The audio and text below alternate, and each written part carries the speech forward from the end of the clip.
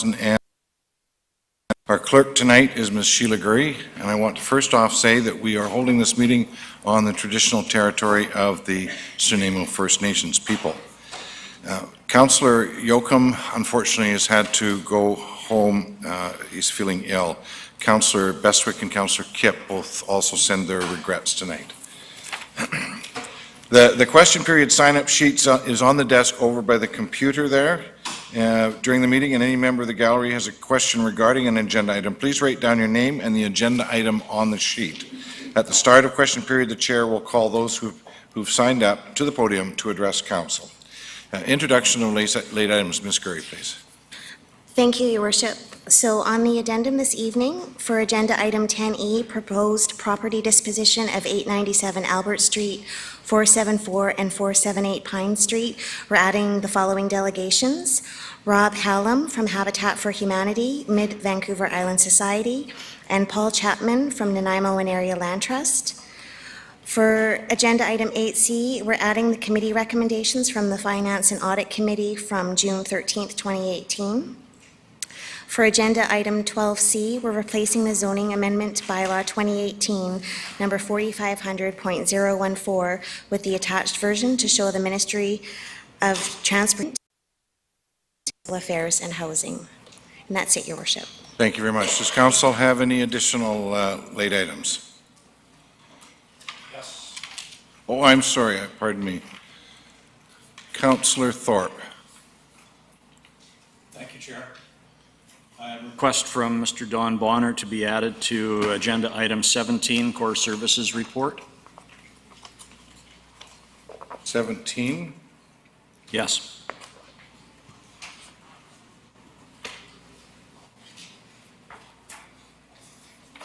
Thank you. Is there a seconder for that? Seconded by Councillor Armstrong. Thank you. Any discussion? Seeing none, call the question. All those in favor? Opposed? Motion carries. Any other items, Council? Seeing none, call the question on adopting the agenda as amended. All those in favor? Opposed? Motion carries. Thank you. Can we have a motion for the adoption of the minutes of the regular council meeting held in the boardroom, Service and Resource Centre, 411 Dunsmuir Street on Monday, May 28th, please? So moved. Thank you. It's been moved and it's been seconded by Councillor Armstrong. Thank you. Any errors or omissions? Seeing none, call the question. All those in favor? Opposed? Motion carries. We move next on to Municipal Security Issuing Resolution to be introduced by Ms. Gurry. Thank you, Worship. So this is the final step in the process of the borrowing bylaw for the fire hall. And this recommendation is required in order for the RDN to do their bylaw readings at the next meeting of the RDN. So the recommendation is to get approval for borrowing from the Municipal Finance Authority of British Columbia as part of the 2018 fall borrowing session. And each year for the next 3 years during the financial planning process, the staff will come back to council for the amount that's needed that year up to the amount of $17 million. Thank you. Is there any minimum requirement on a vote of council on this, or just a simple majority? Thank you. Councillor Armstrong. Just have a question on that. So right now we've authorized staff to borrow up to $17 million. So if, for instance, best case scenario, we happen to come in around $14,000, what happens with that other $3,000 remaining, or is it just nothing? The borrowing bylaw was for up to $17 million. So if we didn't spend the $17 million, anything left over would be money that we didn't actually either borrow or money that we wouldn't have to pay interest on, etc. So we're only borrowing the amounts we need up to and including the $17 million. Okay, thank you. I'm just checking with. Thank you very much. Is someone prepared to move the motion? Councillor Brennan, seconded by Councillor Thorpe. Any further discussion? Call the question. All those in favor? Opposed? Motion carries. Next one is advisory committee minutes. Is someone prepared to move those, please? I'll move the minutes. Thank you. Both of them. Thank you. Seconded by Councillor Armstrong. Thank you. Any errors or omissions? Seeing none, call the question. All those in favor? Opposed? Motion carries. Next one is on committee recommendations. These are to be introduced by Councillor Thorpe. Thank you, Chair. These are recommendations coming from the Finance and Audit Committee meeting of June 13th. There are 5 of them altogether. Do we need to do them, I assume, separately? I can't see a reason why we need to do them separately, unless council wishes. So in that case, I will move the Finance and Audit recommendations for number 1, the travel assistance grant for the U18 Boys Soccer Island Storm Team. Secondly, the travel assistance grant for the Island Storm U17 Girls Soccer Team. Community Program Development Grant for Haven Society. Heritage Facade Grant for 499 Wallace Street. And permissive tax exemption applications for the Nanaimo Unique Kids Organization and the Cavalotti Lodge, I believe is the other one, plus a special permissive tax exemption cash grant also to the Nanaimo Unique Kids Organization. Here's a seconder. It's moved and seconded. Thank you. Any discussion? Seeing none, call the question. All those in favor? Opposed? Motion carries. Next one is under Corporate Services, 2017 Statement of Financial Information to be introduced by Ms. Laura Mercer, Manager of Accounting Services. Ms. Mercer. Gotcha. Thank you. By June 30th of each year, we have to have a council-approved Statement of Financial Information. So I am here tonight to present the 2017 Statement of Financial Information for council's approval. Thank you. Is there someone prepared to move the recommendation? Councillor Brennan, thank you. Seconded by Councillor Thorpe. Any discussion? Councillor Armstrong? Thank you, Chair. I do have a question. When there's $4.1 million put in trust for Val Creek, is that for land acquisition? Yes, it is. And my second question is, I understand that there had been dollars spent on the Broughton Law Firm, yet I don't see that listed.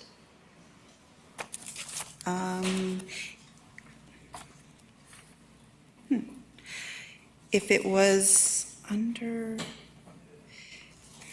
some of the expenses could have been in 2016, Oh, okay. and that would, if it's under $25,000, it would not show up on this list. Thank you. Thank you. Ms. Curry? Thank you, Worship. Through you to staff, would it be possible if the use was personal use, it wouldn't show up in the 25,000 and over, or would it show up in both places? If Boughton Law was used under personal legal expenses, would it show up under our 25,000 and over as well? Yes. Okay, I just wanted to make sure that wasn't the issue. Thank you. Councillor Hahn? Thank you. Through you to staff, with regards to these this financial information, the mention of KPMG did an independent investigation. So are these audited ones that KPMG has approved, or these have not gone to KPMG for this with regards to these, or do they not look at these? Through the chair, this statement is not audited by KPMG specifically. All of the information that's contained in this report would have gone under some aspect of their financial statement audit, but this statement itself is not audited by them. Thank you. Thank you. I wonder if I can ask a couple of questions, and I'm not expecting an answer, simply because the reason we're here tonight is for the report itself. However, would like to query the $144,755 to NCI Ferry Services Limited, or Ferry Service Limited. Can anyone tell me what that was for?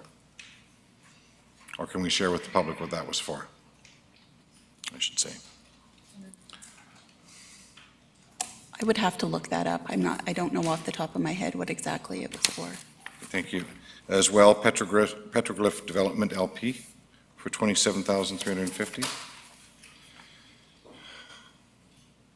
Again, I would have to look that up. Off the top of my head, I don't know. Thank you.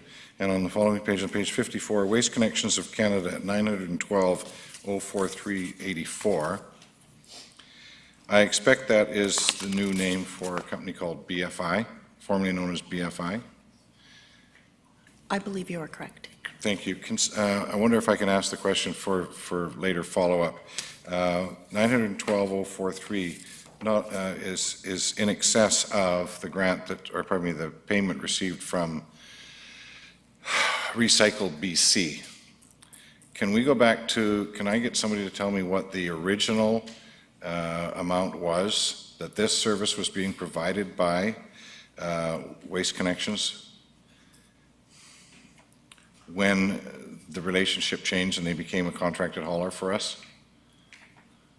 Okay, Because I find it quite astounding that over 3 years, this has gone from $600,000 a year to over 900. I can look that up for you. Thank you very much. Any other questions? Seeing none, call the question. All those in favor? Opposed? Motion carries. Next one is under Public Services, Road Development Variance Permit Number DVP 350 at 5536 Noy Road, to be introduced by Mr. Dale Lindsay. Thank you, Your Worship. This is an application for a development variance permit on the subject property, as you mentioned. This is a frontage variance reduction from 15 meters to 13.71, which is a 1.29 meter variance. If approved, it would allow for the two-lot subdivision. I would note, as outlined in the report, the proposed lots will be 648 square meters, which is larger than the minimum 500 square meters that's allowed under the zoning bylaw. Thank you very much. It's requested that council hear anyone wishing to speak with respect to DVP 350 at 5536 Noy Road. And for the second time? And for the third time, anyone wishing to speak to 5536 Noy Road? Seeing none, is someone prepared to move the recommendation? Move the recommendation. Moved by Councillor Thorpe, seconded by Councillor Brennan. Thank you. Any discussion? Seeing none, Councillor Hong. Thank you. Through you to staff, with regards to this variance that they're requesting, is that going to shorten up the driveway so a car can actually fit in the driveway as well? From the front setback, like the reason, because I don't have a reason why they wanted it, the variance. It's with. So it's The width? just to clarify, Your Worship, it's the width of the property that's being varied. There's no applications at this time to vary in any of the setbacks. Okay, thank you. Thank you. Seeing no further speakers, call the question. All those in favor? Opposed? Motion carries. Next one is Development Variance Permit Number DVP 351 at 2178 Lancashire Drive. It's requested that council hear anyone wishing to speak with respect to DVP 351 at 2178 Lancashire Drive. And for the second time? And for the third time, anyone wishing to speak to 2178 Lancashire Drive? Seeing none, is someone prepared to move the motion, please? Moved by Councillor Hong. Seconded by Councillor Armstrong. Thank you. Any discussion? Seeing none, call the question. All those in favor? Opposed? Motion carries. The next one is Development Variance Permit DVP 352 at 5030 Hammond Bay Road. It's to be introduced by Mr. Lindsay. Thank you, Your Worship. This file may look familiar to council, as the property was rezoned just last fall. This is, at the time, we identified that in order to retain the existing home and incorporate it into the future subdivision, that a rear yard variance would be required. So this evening, the applicants are requesting that variance, and that would reduce the rear yard from 6 meters to 4.9 meters, or a 1.1 meter variance. No, thank you. It's requested that anyone, the council hear anyone wishing to speak with respect to DVP 352 at 5030 Hammond Bay Road. And for the second time? And for the third and final time? Seeing none, someone prepared to move the motion, please. Moved by Councillor Hong. Seconded by Councillor Thorpe. Discussion. Seeing none, call the question. All those in favor? Opposed? Motion carries. The next one is Development Variance Permit Number DVP 353 at 5414 Bay Shore Drive, to be introduced by Mr. Lindsay. Thank you, Your Worship. This is a development variance permit application for the subject property to move the heat pump from the rear of the home to the side property, and it's requesting a variance, side yard reduction from 4.5 meters to 3.3 meters. And I would note, as outlined in the report, there's a letter of support from the adjacent property. Thank you very much. It's requested that council hear anyone wishing to speak with respect to DVP 353 at 5414 Bayshore Drive for the second time and for the third and final time. Seeing no one, is someone prepared to move the motion? Thank you. Moved by Councillor Hong and seconded by Councillor Brennan. Thank you. Any discussion? Seeing none, call the question. All those in favor? Opposed? Motion carries.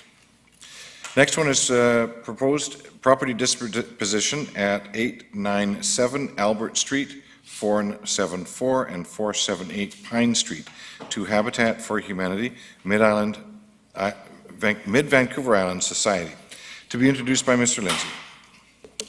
Thank you, Your Worship. As you mentioned, this is the first step in a property disposition to Habitat for Humanity to allow for the development of the subject property for one of their projects.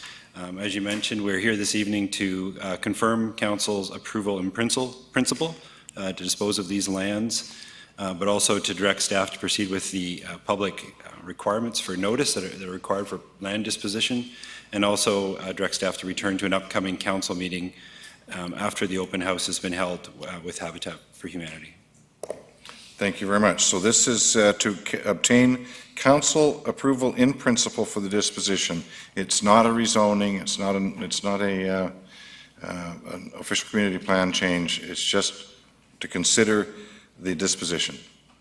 Thank you very much. So we do have a number of delegations. The first one is Mr. Mike Preston.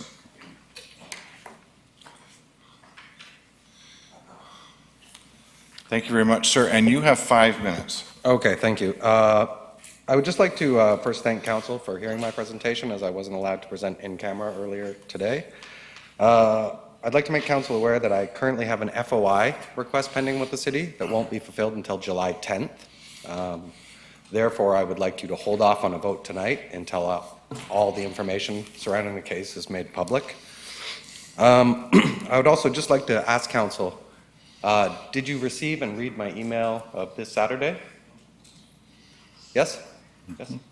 Okay. Then I'd just like to touch on a few points there. I did give you 11 points, but I'll only touch on a few here because of time restraints. According to the City of Nanaimo's official community plan of 2008, environmentally sensitive areas are areas that provide productive fish and wildlife habitat. They include, but are not limited to, watersheds, watercourses, and their associated aquatic habitats. And the city's objectives regarding ESAs are to protect environmentally sensitive areas, avoid or mitigate disturbance of ESAs from human activities and development, and to preserve aquatic habitat. Maintain water quality in and the basic ecological functions of watersheds so that they continue to support fish and wildlife populations. In all the research I've done, this is a fish-bearing stream. There was an environmental study done in 2017 by D.R. Clough, and he has suggested that he believes, and I've talked to him personally on the phone, that there should be at least a 30-meter setback. That would render most of these lands unbuildable. I would also like to refer to you the handout that was given. Yep. Okay, page 1 and 2 is a petition signed by the families that use our business, Tenderfoot Childcare. We're located at 484 Pine, directly adjacent to the properties in question. Everyone that signed that petition is against this development. And since you've already read the email, you can go past those pages. And if you look at page 9 through 12 of the document, it shows you the 62 species of birds that live on those lands already. And if you refer to page 13 and 14 of the document, you'll see a list of city properties that were suggested for the Cranberry project that was defeated by council. I believe on that list are properties that are far more suitable to development, as they contain no riparian issues, no steep slope, no floodplain, et cetera, as I've laid out in my email to you all. I should also like to inform council that I've filed an application with UVIX Environmental Law Center, and they have agreed to take this case before their board. But I will not find out until September or August what the result of that is. Also, the West Coast Environmental Law Center is also very interested in this case, and they've assured me, they've asked me to communicate to you that they will carefully scrutinize every detail of this project going forward. And lastly, I'd just like to close by asking you some questions. Number one, why were these lands originally acquired by the city? When were they acquired, and for what purpose? We can't answer that, sir. Pardon me? We can't answer that. This council can't answer that. They were bought a number of years ago. Could you ask Mr. Lindsay to pass that information on to me? We can certainly research it, yes. Thank you. Question two. I also have made an offer on 478 Pine, as I feel that any development of that lot will kill mine and my wife's daycare business. We run a in-home multi-age licensed facility with 8 kids there every day. See where the proposed road is, the red line? That runs directly adjacent to my property. I don't know how I can have kids outside 5 hours a day. With tree cutting, there's 500-foot tall poplars along that property line. How am I going to have kids out there? Well, this construction is going on. Well, they're pouring asphalt to make a road. It's not feasible. We'll have to sell our house and move. And You have about 20 seconds, sir. okay, last question. The biologist who completed the Cat Stream Habitat Overview Survey of 2017 asked me to ask you this. Are riparian regulation rules being applied to this site? Will they be respected, or will the city simply give a variance and make the entire lot buildable? Thank you, sir. Your time is up. Thank you. Thank you. The next one is Mr. Steve Mon.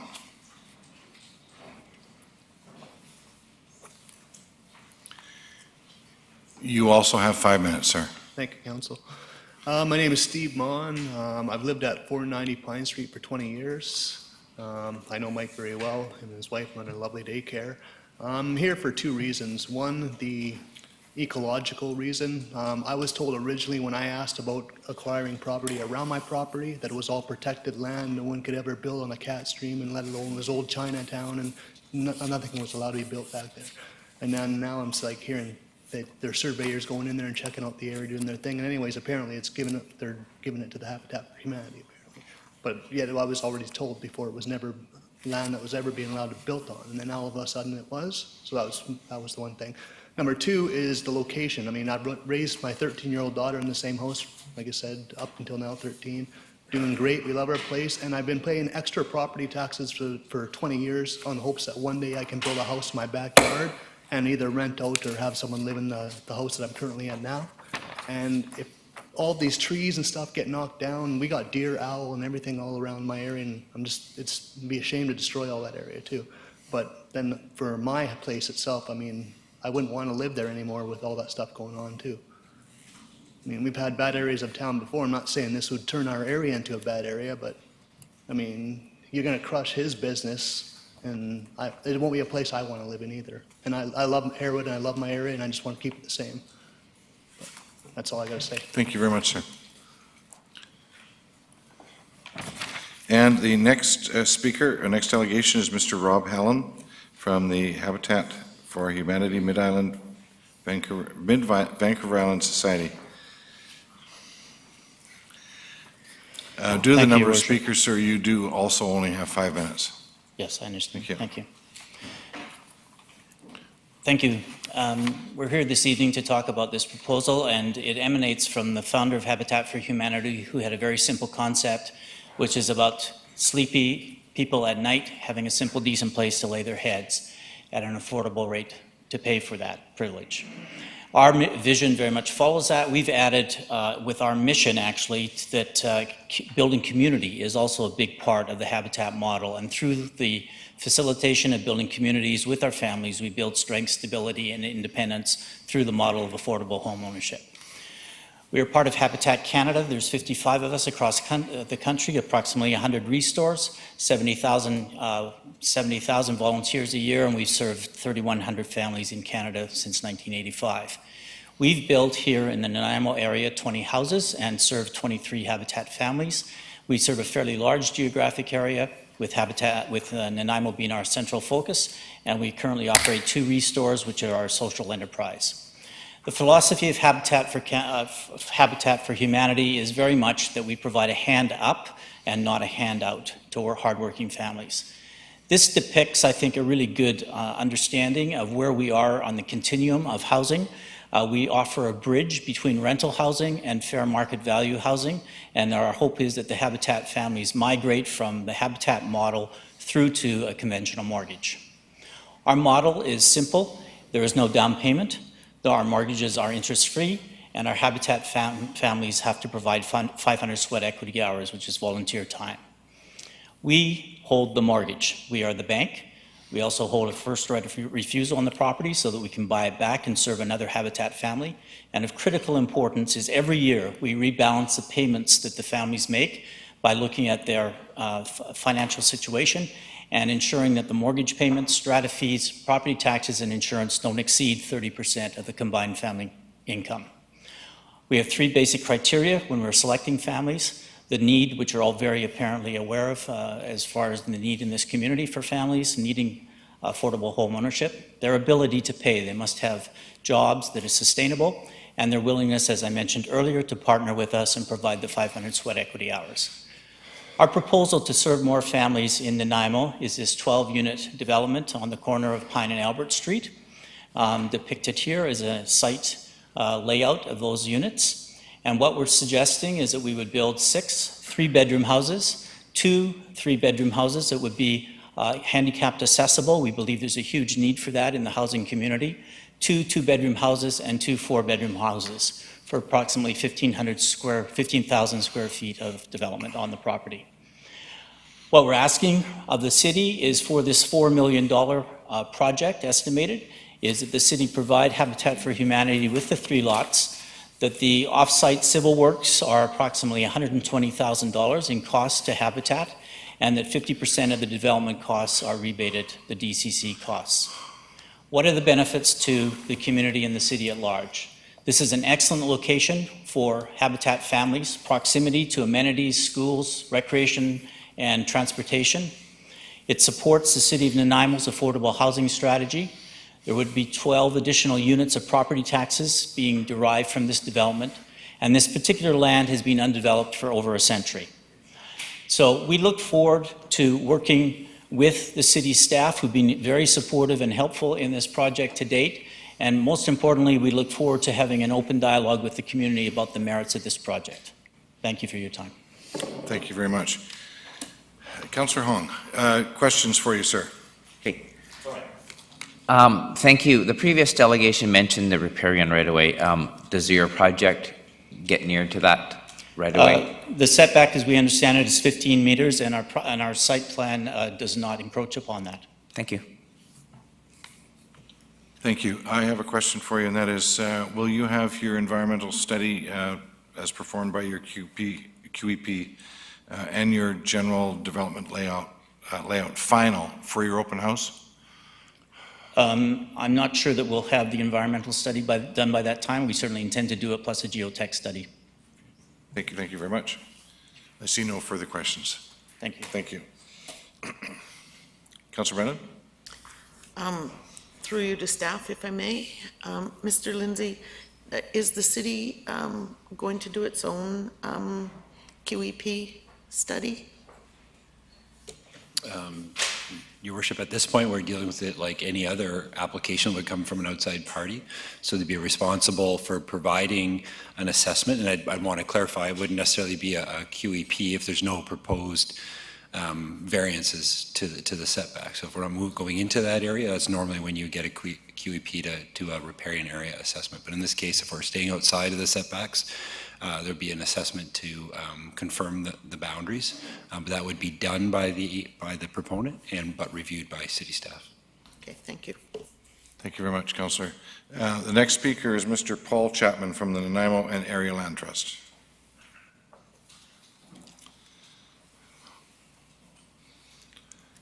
Thank you, Mayor and Council, for allowing me to speak with you tonight. I'm here before you to talk about the natural values and ecological services supported by riparian areas, those lands adjacent to rivers, creeks, and streams. The values supported by healthy, functioning stream sheds was a focus of the Water Stewardship Symposium this past April and will be a part of the discussions we have at a follow-up event in 2019. This was co-hosted with, amongst other groups, the city and the Nanaimo and Area Land Trust. On the 3 properties being discussed tonight, the riparian setback is 15 meters from top of bank in relation to the Cat Stream. And the Cat Stream and riverine habitats generally support fish, amphibians, birds, and mammals. We heard a list of numbers of those tonight. Intact riparian areas provide green corridors for the refuge and transit of those species as well. And riparian areas can also be viewed as infrastructure in terms of rain events and stormwater management and flood control. Intact riparian areas slow down the rate that water enters a creek. It allows water to percolate into the ground. It slows down those events. Compromised riparian areas allow that rain to enter the creek quickly. And when you have that greater volume entering over a shorter time, your volume exceeds capacity somewhere downstream of a compromised riparian area, and you end up with floods. So, if you look downstream from this site, you have Robbins Park, where there's a baseball diamond adjacent to a wetland, and at this point, there are already things being done to stop the two from intermingling as much as they do, and any sorts of pressures upstream on that will just increase that problem and require more taxpayer dollars to go and deal with it. So when you look at what you're doing at any site, any development site adjacent to a riparian area, you've got to think of those downstream consequences and the tax dollars that go into that as well. So I urge Council to ensure the riparian setbacks are maintained in any development adjacent to creeks and streams. We have to think of our stream sheds and the important services and habitat they provide in our community. Thank you. Thank you very much. All right, so no further speakers. Councilor, is someone prepared to move the recommendations? Second. Thank you. The recommendations have been moved and seconded. Any discussion? Councilor Thorpe. Thank you, Chair. I'm supporting the staff recommendations in this project, and I think I need to point out, I think this council's record speaks for itself on wanting to protect riparian areas and setbacks, but I also think we have a priority in terms of housing, which has been recognized, and the Habitat for Humanity group has a proven track record of quality subdivisions. So I look forward to this project moving to the next step, which is the open house, the environmental review which will be conducted and which will include examination of the riparian setback, and then we'll get more information following that. And if there are concerns at that point, we can still step in. But I would like to see this move ahead. Thank you. Councillor Hong. Thank you. I echo what Councillor Thorpe said. I think Habitat for Humanity is a phenomenal organization that contributes to a piece of our affordable housing strategy. And I think this is just the first step. We hear the concerns of the residents and this ecosystem, and I think they're going to have an opportunity to see what Habitat has to present with the floor plan, the layout, whether significant trees will be removed or some of them will be saved. So I think for us to move this forward will get us to the next step for a better discussion with the public. Thank you. Thank you. Are you ready for the question? Call the question. All those in favor? Opposed? Motion carries. Next one is proposed road closure, unnamed land adjacent to 897 Albert Street, 474 and 478 Pine Street, to be introduced by Mr. Lindsay. Thank you, Your Worship. This item is related to the previous item, in that in order to prepare the land for disposition, we're recommending that a portion of the unconstructed lane, which runs to Albert Street, actually be stopped up and closed, and that requires a bylaw, and we're recommending first and second reading of the associated bylaw this evening. Thank you very much. Councillor Thorpe, can you move the recommendations, please? Thank you, Chair. Yes, I will. There are 5 recommendations. Do we do them together or separately? We could do 1, 2, and 3 together, and 4 and 5 would have to remain seriatim. Thank you. So I will move recommendations 1, 2, and 3. Second. Thank you. Discussion. Seeing none, call the question. All those in favor? Opposed? Motion carries. And I'll move recommendation 4, which is, and I'll read it, Highway Closure and Dedication Removal Bylaw 2018, number 7265, to provide for highway closure and dedication removal of an unnamed lane adjacent to 897 Albert Street, 474 and 478 Pine Street, pass first reading. Is there a seconder? Seconded by Councillor Hong. Thank you. Any discussion? Seeing none, call the question. All those in favor? Opposed? Motion carries. Thank you. And recommendation 5, Highway Closure and Dedication Removal Bylaw 2018, number 7265, pass second reading. Thank you. Seconded by Councillor Hong. Thank you. Any discussion? Seeing none, call the question. All those in favor? Opposed? Motion carries. Thank you. The next one is item 12, bylaws with no accompanying report. The first one is official community plan amendment bylaw number 6500.036. Councillor Thorpe. Thank you, Chair. So I will move that official community plan amendment bylaw 2018 number 6500.036 OCP 86 to redesignate from resource protection to parks and open space a portion of 801, 1150, and 1151 Nanaimo Lakes Road, and to designate a separate portion of 801 Nanaimo Lakes Road as parks and open space be adopted. Thank you. It's been moved and seconded. Going to call the question. All those in favor? Opposed? Show Mayor McKay opposed. Motion carries. Next one. Thank you, Chair. I will move that official community plan amendment bylaw 2018 number 6500.037 to amend the official community plan to include the Port Drive Waterfront Master Plan be adopted. Thank you. Moved by Councillor Thorpe and seconded by Councillor Hong. Thank you. Any discussion? Seeing none, call the question. All those in favor? Opposed? Motion carries. Next one, C, please. And I will move zoning amendment bylaw 2018 number 4500.114. That zoning amendment bylaw 2018 number 4500.114 RA 384 to rezone a portion of 801 and 1150 Nanaimo Lakes Road from Rural Resource AR1 to Parks, Recreation and Culture 1 PRC 1 to rezone a portion of 801, 1150 and 1151 Nanaimo Lakes Road from Rural Resource AR1 to Parks, Recreation and Culture 2 PRC 2 and to rezone a portion of 1151 Nanaimo Lakes Road from Community Service 2 CS2 to Parks, Recreation and Culture 2 PRC 2 be adopted. Thank you. Seconder. Councillor Brennan, thank you. Discussion. Councillor Brennan. Is this the land that we generally refer to as the Greater Nanaimo Water District? It's up there. Okay, that's just for clarification. Thank you. Thank you. Councillor Thorpe.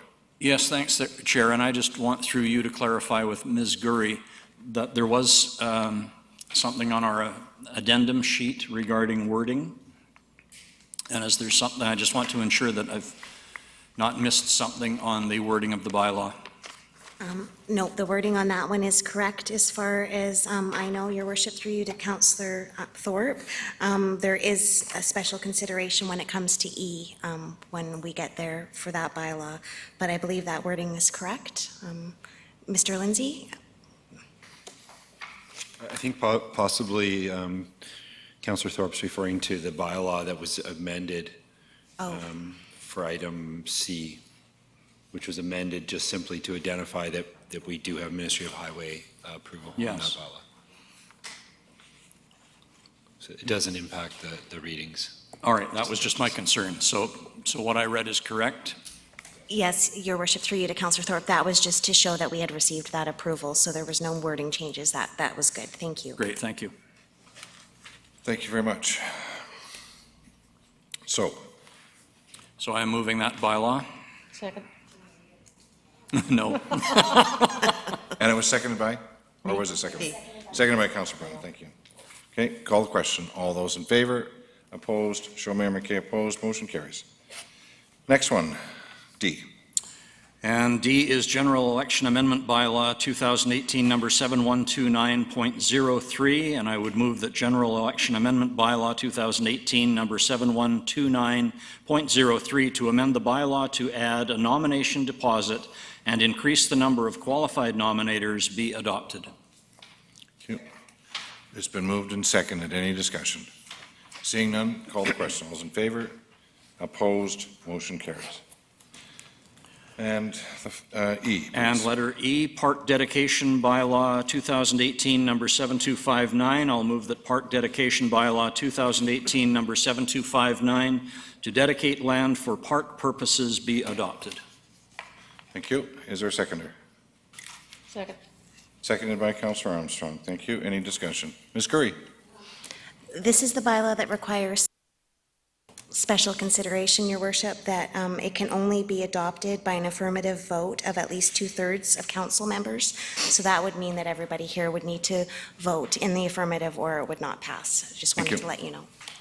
Thank you. We're ready to call the question. I'll call the question then. All those in favor? Opposed? Show Mayor McKay opposed. Motion fails. Next one is bylaw status sheet for information only. See addendum.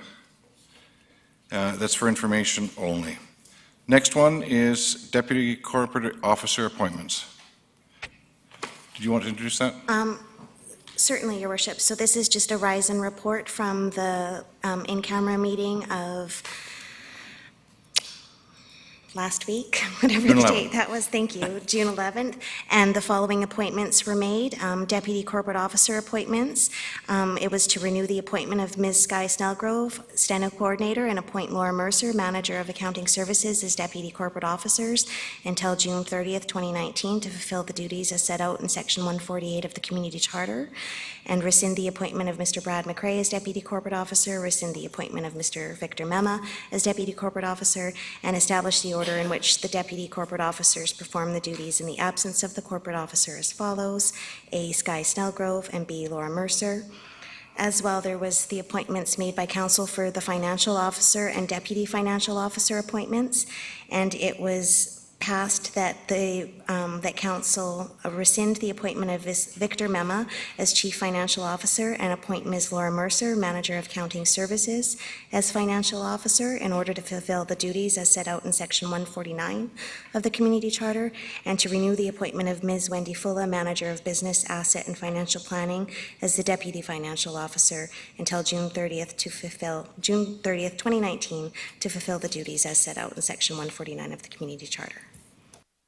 Thank you very much. So there's no action required. It's information only, Council. The next one is, did you do B as well?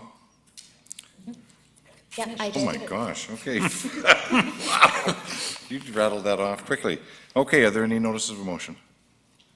Seeing none, any other business? And the next item is we have a delegation under item 17. Mr. Don Bonner. I'll cancel this one.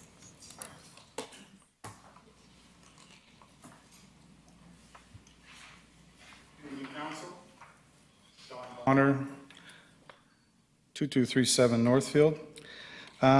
Just to catch people up, during the 2014 elections, many of the people running for council campaigned on the idea of having a core review, and many of those people were elected. It took a while, but the core review was finally done, and a final report was issued in May of 2016. That core review cost taxpayers close to $250,000. There are 74 recommendations, some for council and some for staff, According to the report that we received on October of 2016, 5 had been completed, an additional 48 were to be completed by September 2017, 7 would be completed by the end of 2017, 12 completed by September of 2018, and 2 would be completed by the first quarter of 2019. The October report gave very specific start dates and end dates to all of these recommendations. 1 year later, according to the CA's report of October 2017, of those 53 that were to be completed by September, only 13 were actually completed. 29 were still in progress, and 30 were now delayed until 2019, 3 years after the core review was finished. 2 recommendations disappeared, but since those 2 recommendations were for the continued work of the Nanaimo Economic Development Corporation and the Downtown Nanaimo Business Improvement Association, and both of those organizations have ceased to exist, it's likely that these are the 2 missing recommendations. What citizens and I would like to know is, where are we at with the final 59 of 27 recommendations? The savings alone from these recommendations would have saved $6 million to the taxpayers. It has now been more than 2 years since the recommendations have come down, and it would appear that the core review is but a forgotten memory, as we are getting no reports on our progress on what was the most important platform for the majority on this council. It would be nice to know what items have been completed as of now, because with the facts at hand, it appears that only 18% of the recommendations have been completed and no financial savings demonstrated. Thank you. Thank you very much. Ms. Curry, would it be reasonable for council to request a report, a status report that we can make public? Yes, you can request that of staff. Thank you. We can do our best. But I imagine it would be some time before we saw it, based on current capacity, staff capacity. Yes, Your Worship. I would say it would have to probably not, I'd say September. It's now nearing the end of June. With the staff capacity, I would be hesitant to say that we could get anything before September and an update on where things are at or what was done or is still being done. Thank you. So, Mr. Bonner, you bring up some very good points, a lot of statistics there that I'm certainly not familiar with. So is someone on council prepared to move a motion requesting an update? Moved by Councillor Hong, seconded by Councillor Fuller. Thank you. I think we're done. You have nothing further? No. Okay, thanks. So, any discussion, Councillor Armstrong? Yeah, I think that would be prudent, especially as we are in the process of hiring an interim CEO, that might be something that person wants to look at as well. So Sure. It might be something that we as council can ask them to move on. Thank you. The Speaker brings up good points. Thank you. So it appears that the council is prepared to call the question. All those in favor? Opposed?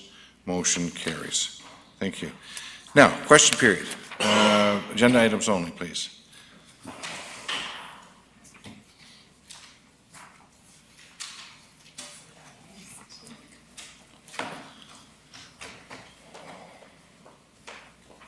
Thank you very much.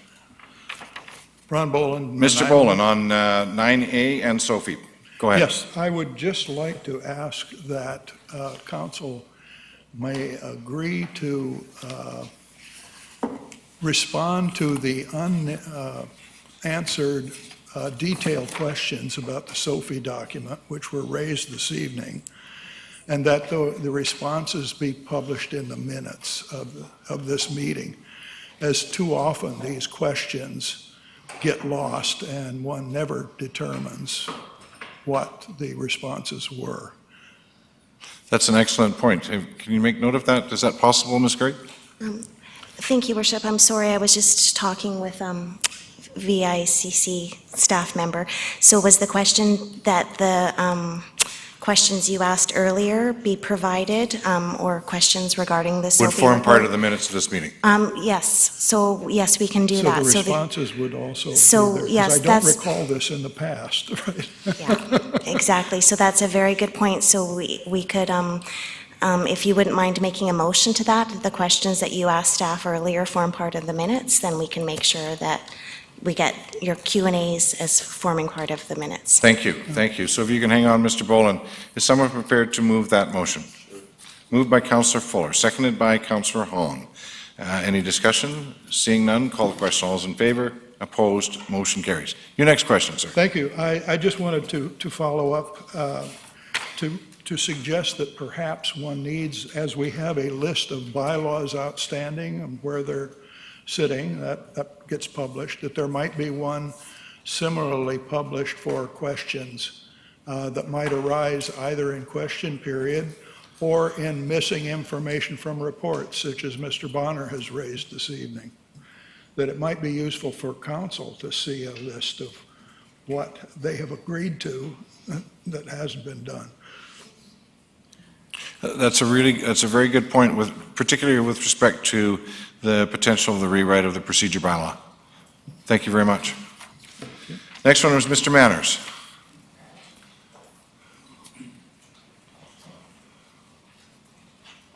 Good evening, Mayor and Council. Bill Manners from Nanaimo. My questions are regarding bylaws 12A, C, and E, regarding the properties known as the old reservoir property, land up off of Nanaimo Lakes Road. Under item A, Mayor McKay was opposed. C, Mayor McKay was opposed, and E, Mayor McKay was opposed. I would, and many people would like to know why you were opposed. Simply because I believe there were parts of that land that could have been used for housing, in addition to which that land, by dedicating it as park, you cannot remove any of the current parks we have in Nanaimo. I can think of a few that I'd like to remove. You need to dedicate new parklands. That's what I was always hoping we could do with GNWD lands, was to use that so that we could remove other parklands and utilize it for housing. Thank you for that answer. And because E, I believe it was E, failed, does that mean that that can be brought up by either Councillor Bestwick or Councillor Kipp at the next meeting? I am not certain of what the statutory requirements are on that. Ms. Gray, can you help us out with that under reconsideration, or it would have to wait 6 months? Unless there is something special about this bylaw, some bylaws cannot be reconsidered. That yes, and absent, usually with bylaws, there's some special considerations, but normally if a motion is defeated, those that are absent can bring it back for reconsideration.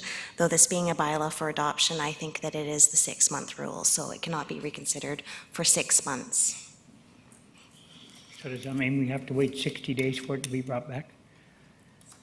6 months. 6 months. 6 months, thank you. Yep. Motion to adjourn. Moved by Councillor Thorpe. Seconded by? Seconded by Councillor Armstrong. All those in favor? Opposed? Motion carries. We're adjourned.